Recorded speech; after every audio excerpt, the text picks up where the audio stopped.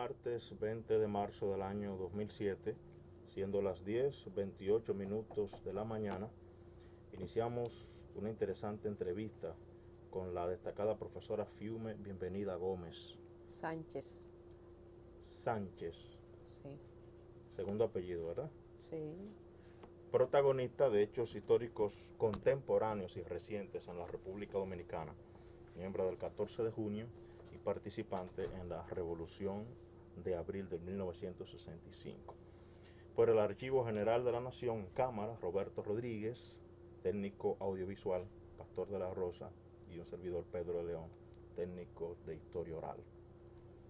Buenos días, profesora. Buenos días, Pedro. ¿Cómo estás? Bien. Me alegra, ¿verdad? me alegra. Gracias por estar con nosotros.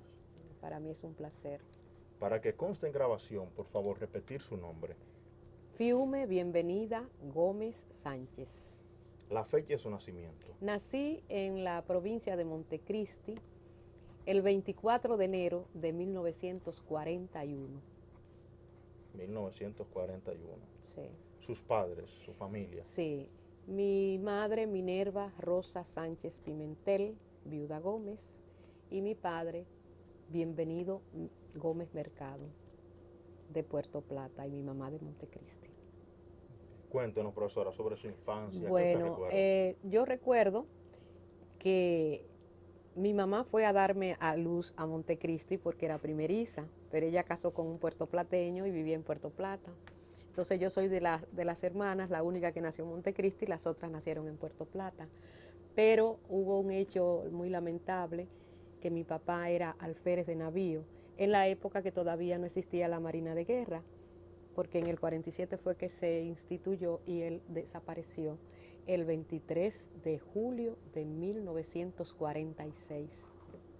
Se perdió el barco que iba cargado con la tripulación para el muelle de Puerto Plata y desapareció en el Canal de la Mona. Él era el capitán y el ayudante, que era el segundo, ellos dos, parece que hubo un problema político, según cuentan, y que lo trancaron en la bóveda. Eso no se sabe, pero mi mamá quedó viuda. Mi hermana, la más pequeña, tenía 23 días de nacida. Bueno, éramos cuatro niñas y mi mamá. Eso fue 23 de julio de 1946. Y no se supo más. No se supo más. Yo tenía 5 años y 5 meses. Y mis hermanitas, la más pequeña, tenía 23 días de nacida. Mamá se fue a Montecristi porque era de allá. Y ahí me pusieron en el Colegio San José, de las monjitas mercedarias. Y luego a los 7 años y medio u 8, mamá vino a vivir para la capital y vinimos todos. Desde esa época vivimos aquí. Como mi mamá era hija de Inés Pimentel, viuda Sánchez, que era nieta de Pedro Antonio Pimentel, que fue presidente y restaurador de la República, en mi casa pues siempre se hablaba de política, porque y nosotros vimos muy de cerca, yo recuerdo, así como en nebulosa, la invasión del 49, yo la recuerdo, y yo lo que tenía eran 8 años, pero resulta que el esposo de una de mis tías era el que manejaba la planta eléctrica de Luperón, y cuando llegaron los expedicionarios le mandaron a apagar la planta, y mi abuela comentaba, y nosotros pues oíamos. Yo tenía 8 años. Se creó mucha expectativa. Sí, sí, sí. Recuerda. Yo lo recuerdo. Como recuerdo lo de mi papá, como si lo estuviera viendo, así recuerdo lo de el 49. Entonces, como vivíamos, luego vinimos a vivir aquí a la capital, como yo le dije. Hay otro hecho muy impactante en el 59, yo viendo la televisión, que fue una, usted sabe que la televisión fue en el 56, que se instituyó aquí en la República Dominicana, y todo el mundo, clase baja, media o como sea, tenía una televisión y era el único canal. Y recuerdo estaba mirando como a las 4 de la tarde la televisión, cuando presentaron a Juan de Dios Ventura Simó, que dijo que él era que estaba con Trujillo y no sé qué y no sé cuánto, y lo presentaron, yo lo recuerdo igualito como yo lo traje en, déjame ver, en 14 de junio, que se lo llevaron Sí, allá para arriba. escanear. Sí. ¿Pero usted recuerda el rostro sobrio de él? Sí, sí, no, yo lo recuerdo así, impecable, hablando. Le digo esto, profesora, porque hay una versión de una persona que nos comentó que él estaba bajo efecto de algo para que dijera esas cosas. Adiós, y metralla por detrás, ¿cómo no? Fue O sea, amenazado y cosas así. eso es lo que se supone, claro, que uno sabía que era un montaje. Y yo tenía ¿cuántos años? 18 ahí, porque fue en el 59. Yo tenía 18 años y yo estaba mirando la televisión. Sí. Y eso me impactó mucho. ¿Y qué se dijo en su familia sobre eso? ¿Qué se comentó de eso? Nosotros, ya le digo que mi abuela era nieta de Pedro Antonio Pimentel. Y ella conoció a Lilis y toda esa gente, y ella nos hablaba mucho de todo el periodo. Incluso ellos tenían mucho dinero porque el Pedro Antonio Pimentel era casi dueño de todo el norte. Pero ellos haciendo negociación, el papá de ella, con el Estado, le vendió y cobró en papeleta. Y yo conocí las papeletas que no valían un peso en los baúles allá en la casa de mi abuela. O sea, yo las conocí. ¿Tú ves? Bueno, el asunto es que ya cuando en el 59, después de ese movimiento, todo el mundo sabía lo que había, y aunque fracasó en el momento, pero para el pueblo no, porque yo recuerdo que en mi casa se hablaba ya con una desfachatez, que nosotros no teníamos miedo y todo el mundo hablaba de lo que estaba sucediendo. Y cuando el movimiento cuando las muchachas desaparecieron, cuando las mataron, Minerva, Patria y María Teresa, uno supo que fue Trujillo y entonces comenzaron los famosos panfletos y yo recuerdo a este muchacho que escribió el primer poema, Segura, que yo lo traigo también en el libro. Préstame este de arriba. Okay.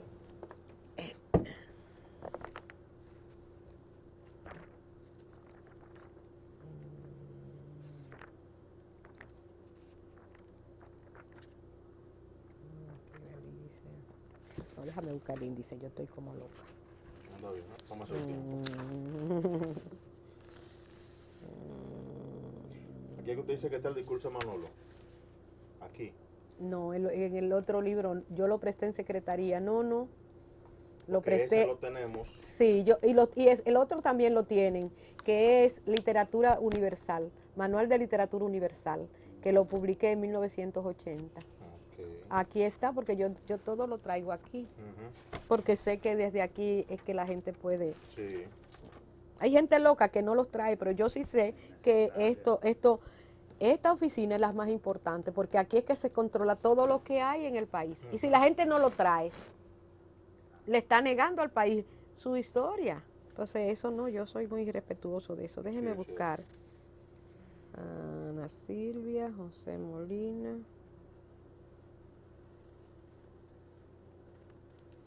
¿Dónde tú estás, muchacho?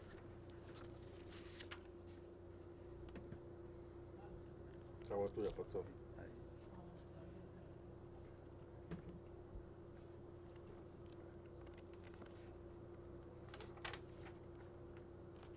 Dios mío, ¿y dónde está este hombre?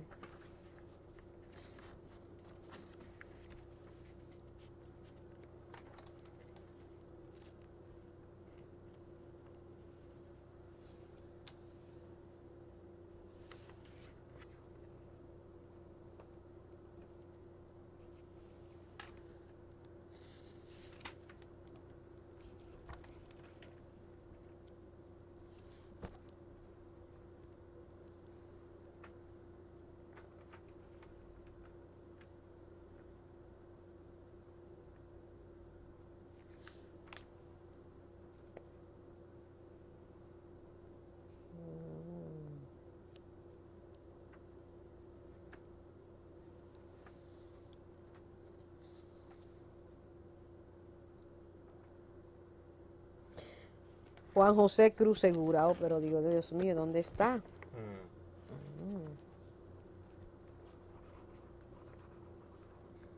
Juan José Cruz Segura. Sí, está vivo todavía. Él es esposo de una de las hermanas de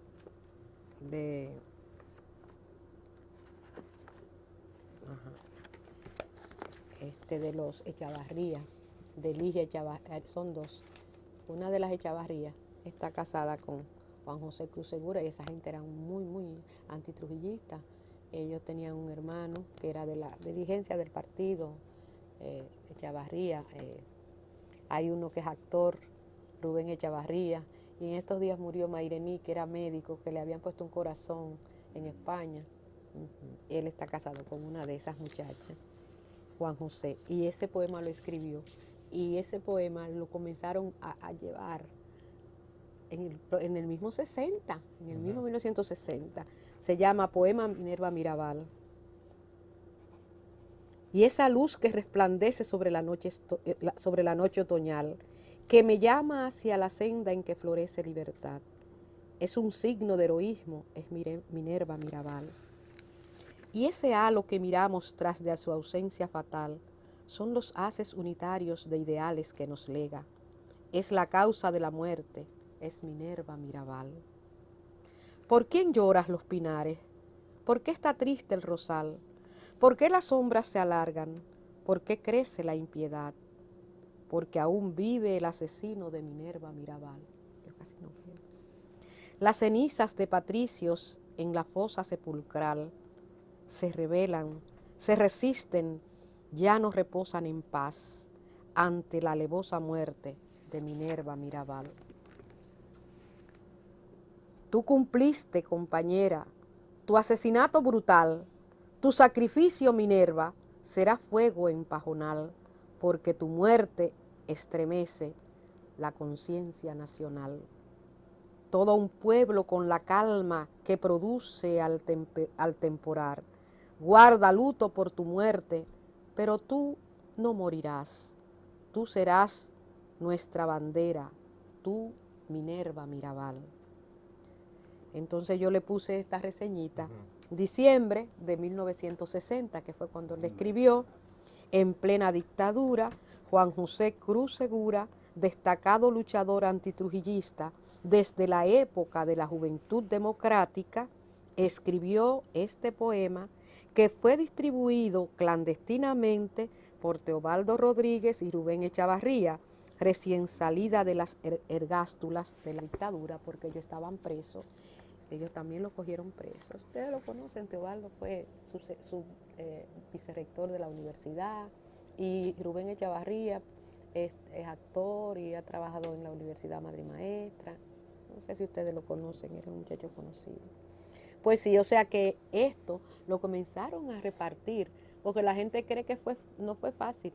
Claro, si te cogían con ese papel, pero mamá y doña Gisela y todos los vecinos, los amigos, eso era una cosa pública, no sé, que la juventud pone a uno de que muy fuerte y la gente hace cosas que después dice, pero ven acá, ¿y qué fue?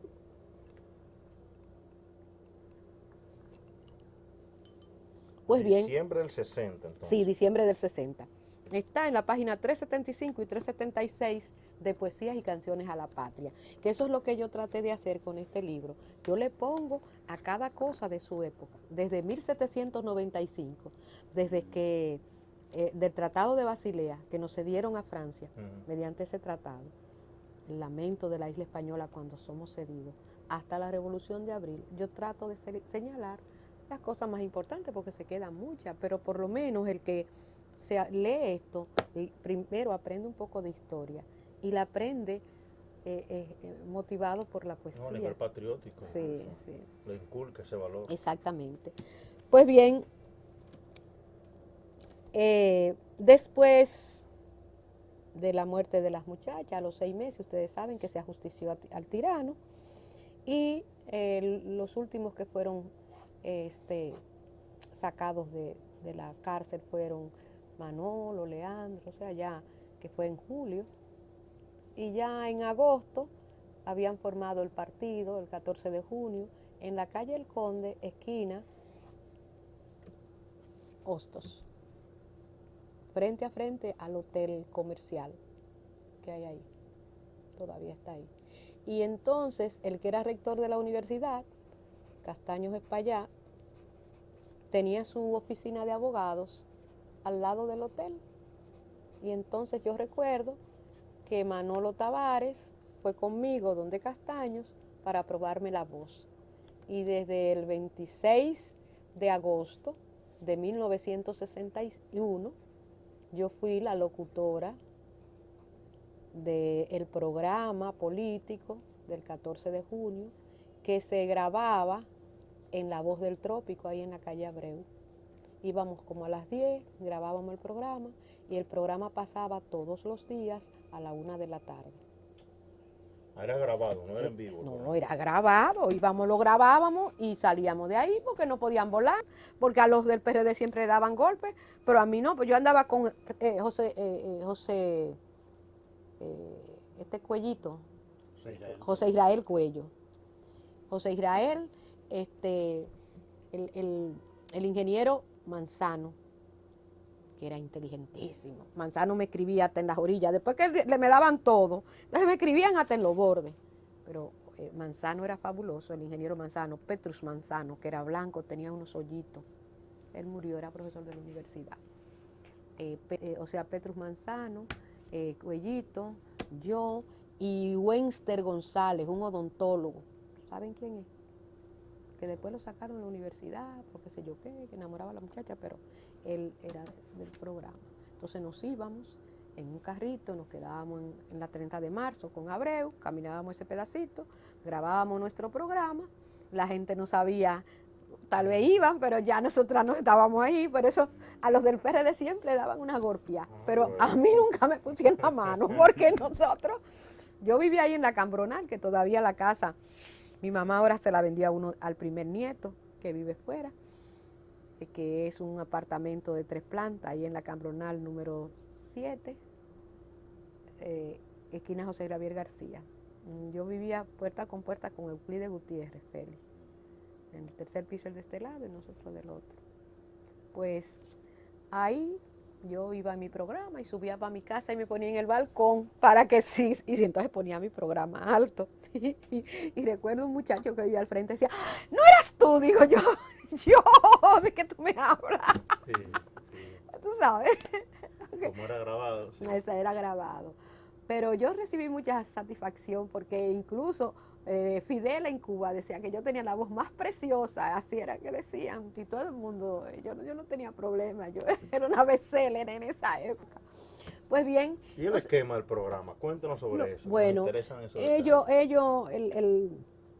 la simbología, ¿verdad? El eslogan, tierra para los campesinos, trabajo para los obreros, pan y libertad para todos. Por eso lucha el 14 de junio. Eso era lo que siempre el eslogan que se hacía. Entonces ellos tenían el programa de todo, de la política, de lo que pasaba, cápsulas, las denuncias, sí, todo. Uno leía. El tiempo era de una hora. Una hora. ¿Y iban invitados a grabar en este caso?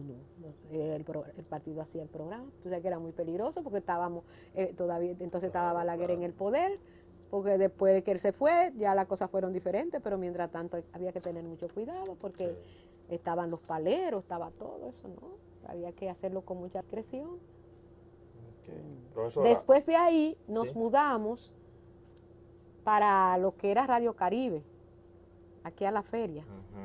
Y de ahí pasamos a,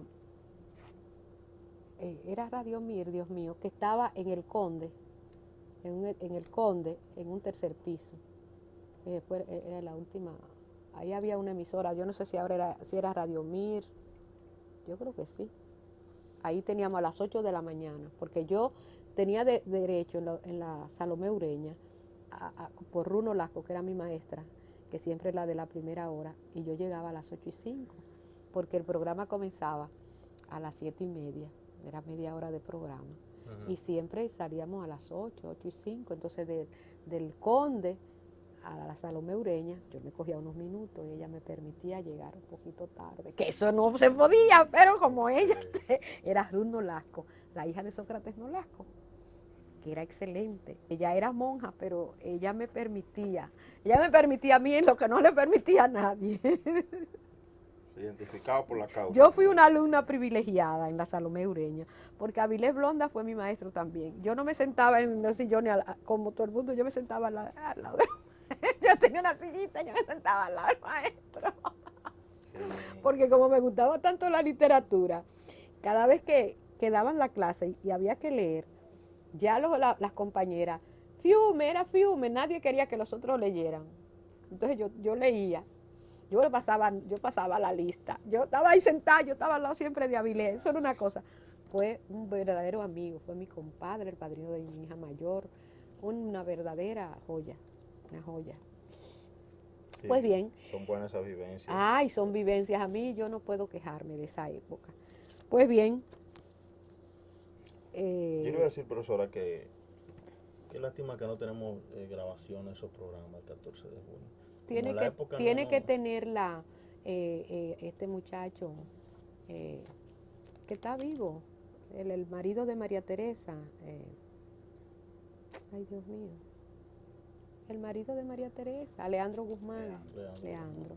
Él tiene fotografías y muchísimas cosas. Traten de comunicarse con él, Leandro, y búsquenlo para que le hagan una entrevista, que él está jovencito y joven todavía. Sí. Ingeniero Leandro Guzmán. Sí. Yo no tengo su teléfono, pero aquí tiene alguien. Sí, me parece que lo tenemos nosotros. Que incluso cuando nos comunicamos, yo nos dijo que en este año, ya a principios de los primeros meses. Y él tiene muchas fotografías. Tal vez de Manolo tenga una belleza, porque ya él es ingeniero, con más visión. Tú ves, uno era más romántico, no pensaba. A mí me retrataron muchísimo, pero yo no veo nada ahora. Pero a mí, en la revolución yo tenía mis chorcitos. Cuando no tenía que ir a la academia, yo me ponía mis chorcitos para trabajar en mi casa, para embromar, porque tenía un lote de gente en la casa, porque mi casa estaba llena. Y yo recuerdo que yo me cambiaba bien cuando iba para la Victoria, porque tú sabes que el hábito no hace el monje, pero uno tenía que andar, tú no podías andar como una loca. Y tengo una experiencia con respecto a eso. Y fue en la insurrección de abril del 65. Fidelio Despradel me manda a llevarle un material a Luis Genao Espaillá, que era dirigente del partido y lo habían cogido preso. Entonces él pedía una maquinita de afeitar, que esto, que lo otro, que yo qué. Y recuerdo que Euclides Gutiérrez, que era mi vecino, mi amigo, y era viceministro de Interior y Policía, me dio 2 sacos de arroz, qué sé yo qué, pantalones, de todo. Pero yo cometí el error de buscar un carro grande y el carro estaba de lado de la carga que tenía el baúl. Pero nos fuimos bien cambiadas. Me acompañó Cristinita Díaz y otra compañerita, creo que es Marisela Germán, fue con nosotras. Y nos cogieron subiendo la Duarte. Nos pararon. Y yo cogí, no me tocaba morirme. Le dije, bueno, Cristinita, déjame hablar, porque era que nos iban a llevar para, ¿cómo se llamaba? Donde llevaban a la gente, a los presos. Y yo me salí de mi carro y le dije al policía, ¿quién es el jefe de aquí? Y dice, ese coronel. Y yo era actriz. Entonces yo me fui a tirar ruedo. Cogí y le metí la mano a mi hombre por aquí. Le dije, ¿qué hay, papi? ¿Cómo tú estás? Eso de aflojar a la gente de aquí adentro. Me dieron eso. Yo tengo un negocito, qué sé yo cuánto. Ve cuando tú quieras y no sé qué. Y le pasé la mano a mi hombre y me dijo, sí, vaya, vete. Me hizo así y me fui. Cristinita Díaz Gautier, ella es testigo, que ella se puso blanquita, porque ella ha pasado muchas cosas, ella pasó mucho. Yo la acompañé a ella en varios sitios, yo la acompañé a ella a desenterrar los cadáveres de los muchachos, los que fueron a San Francisco de Macorís, porque aquí después que estábamos aquí en la guerra, como hubo una época de tranquilidad, los muchachos también programaron San Francisco, irse a hacer el levantamiento. Y no sé si ustedes conocen el levantamiento que en el cementerio mataron a muchísimos, ¿se acuerdan? De ese grupo, yo tengo aquí que de ese grupo,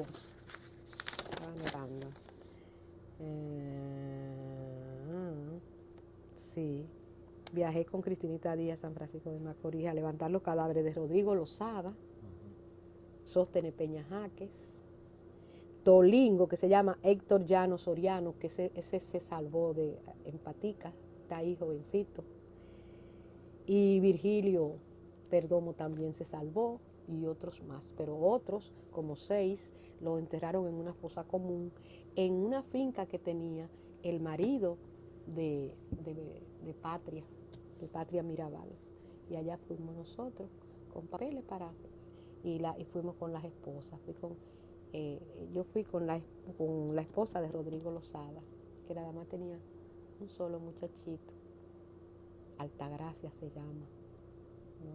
No la he vuelto a ver más, porque ella vivía por el puente, por el inicio del puente, y de esas casas que hay del seguro, ¿cómo se llamaba? Ese barrio que hicieron, el primer barrio que hicieron. Sánchez La Fe. No. Cuando tú vas para el puente, ¿verdad? Cuando tú vas para el puente Juan Pablo Duarte, esa calle que hay ahí. Morojol.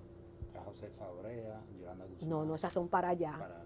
Este barrio, ay Dios, el primer barrio que hizo San Trujillo. Carlos. No, San Carlos no, esas son villas, pero un barrio, el primer barrio que hicieron unas casitas, que eran unas casitas así, todavía hay. Y Altagracia se mudó, entonces yo le perdí el rastro. Pero nosotras fuimos con esas viudas a acompañarla, que nos mandó el partido. Yo fui con Cristinita Díaz en la revolución, eso fue en el mes de julio que fuimos. ¿Julio del año? 1965, en plena guerra.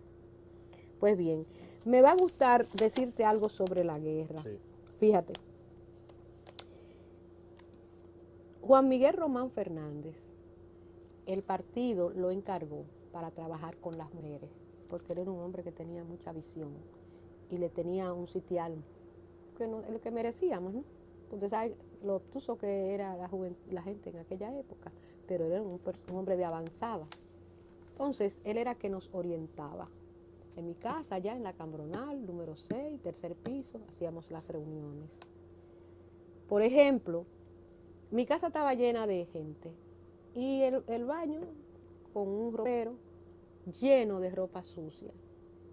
Yo le dije, bueno, Juan Miguel, aquí todo el mundo viene y echa la ropa y aquí no hay lavadora. Entonces, si nosotros tenemos que hacer las diligencias, tenemos que ir a la academia militar, tenemos que cocinar, yo no puedo lavar. Deje la ropa ahí, que cuando ellos la vean ahí, que pasen días, ellos recogerán su ropa. Cada uno tiene que hacer lo suyo.